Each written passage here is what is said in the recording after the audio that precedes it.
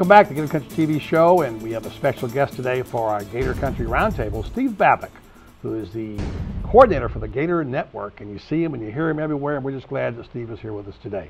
Steve, good to have you, and now we got you. We'll know all the inside scoopage that you come up with being the inside reporter on the field, everywhere. Thanks, guys. It's a lot of fun. I do have great access to the team, to the players, get the chance to go to practice, see the guys in the weight room, get to see them sometimes outside their element.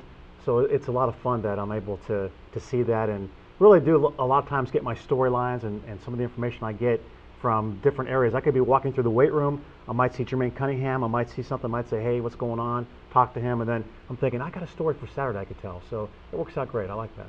Yeah, and you do have all that access, and you do get a chance to see Urban Meyer at his best and his worst, of course. I want to ask you about when you go on the sideline before halftime after not a real good first half, and you talk to Urban. Yeah, kind of have to back off a little bit, don't you?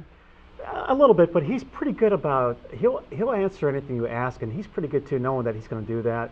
So basically, if it's a tough first half, I might just say, Coach, your thoughts on the first half, and let him take it where he wants to go. If it's been a good first half and it's the running game, or it might be something defensively, I might kind of lead him there and get him going. If things are going well, it might be 2-3 questions, maybe a fourth. If it's not going so well, sometimes 1 or 2. You got to be able to read that situation. A lot of times he'll answer everything with one comment.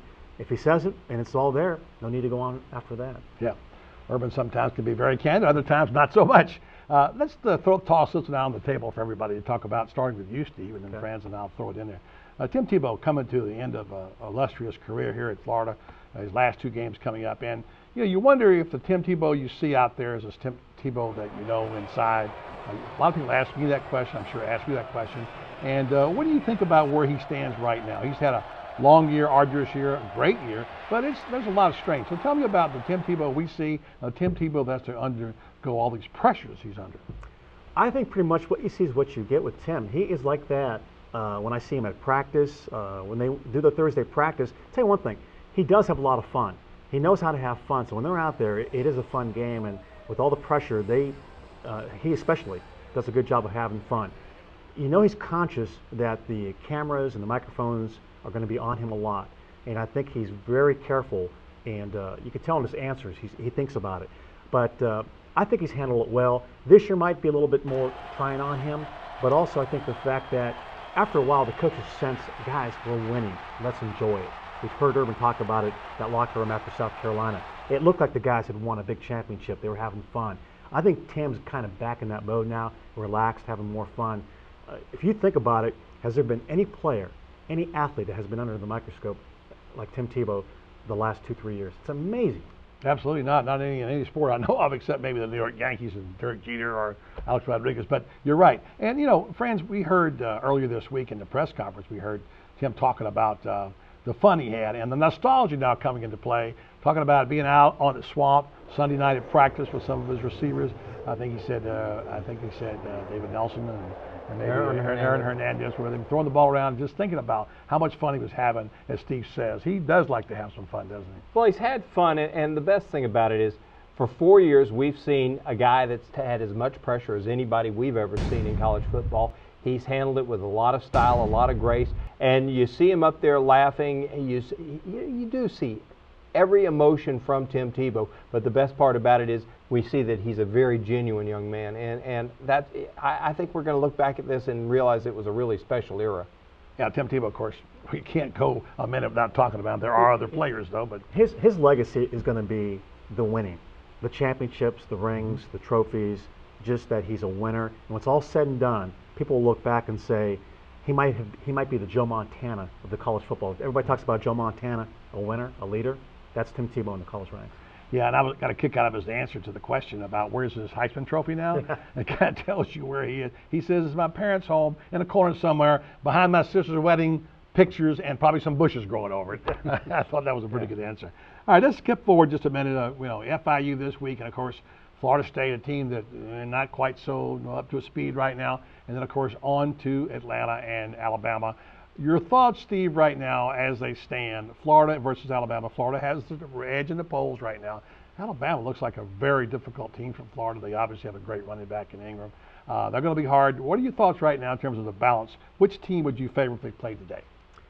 I do like the matchup that Florida has with Alabama. I like the fact, and it's probably for both teams, they played that game last year, so they're used to that type of a game. Winner take all. If it gets to that point and nobody makes a mistake, it's going to be a winner take all game for both teams to get to Pasadena. I think Florida plays to run well. I think they'll be able to match up against Alabama. Alabama might say, okay, we know what Florida does, and we're based on last year's game, we've got an idea what you guys can do. But I think that Florida does match up well with Alabama. If you're asking me right now, I like the edge. The one edge I like is that quarterback. I think our quarterback has a little more big-time experience, a little more combat ready than their guy.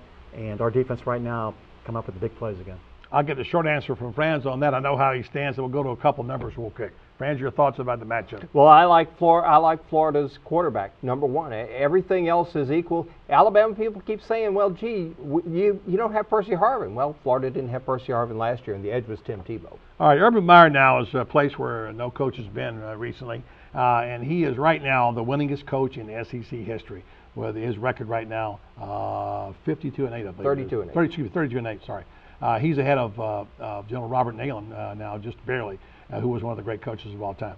Steve, you were here, starting with Emmitt Smith and Galen Hall, Steve Spurrier, and now Urban Meyer. Quickly, your thoughts about these guys. How Urban's going to go down now as one of the really great coaches in college football, and I'd say certainly the best coach perhaps Florida's ever had. Yeah, it's amazing when I think about what Steve Spurrier did to put Florida on the map in the 90s and the culture of winning and winning the SEC and getting to that championship game. And Steve was a big believer. That's the one thing. Win your conference championship. It's about the rings. It's a ring game. That's what people will remember. If you're fortunate enough to get to the big game, great. But focus on the SEC. Urban's done the same thing. What Urban's done in the short time is amazing. That record of 32-8 in 5 years of SEC play is amazing. The third time they're going to have a chance for the championship. They've won 2. They've been able to go to 2 national championships, win them both. It's amazing. In this league, to have that kind of record and that winning percentage, to me, says a lot. In 5 years, wow. Franz, we said before, he likes you to bottle this because in 10 years, this will taste like Dom Perignon, won't it? Absolutely. And here's the one thing about it. I don't know of another coach in college football who prepares his team for a big game better than Urban Meyer. I think that's one of the reasons he's got such a good record.